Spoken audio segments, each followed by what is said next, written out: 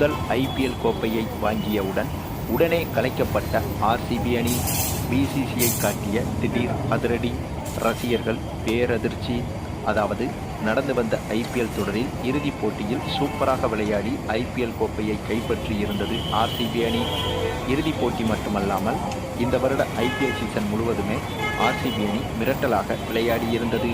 அதன் பலனாக 18 வருட போராட்டத்திற்கு பிறகு முதல் ஐபிஎல் கோப்பையை கையில் ஏந்தியது ஆர்சிபி அணி. இது ஆர்சிபி அணிக்கும் ஆர்சிபி அணி ரசிகர்களுக்கும் மறக்க முடியாத வரலாற்று சம்பவமாக மாறியது.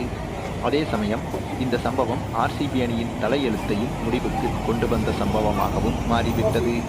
ஆமாங்க, அதற்கு காரணம் ஆர்சிபி அணி ஐபிஎல் கோப்பையை வெற்றி பெற்று இந்த கொண்டாட்டத்தை கர்நாடகாவில் ஊர்வலமாக நடத்த முடிவு செய்திருந்தது.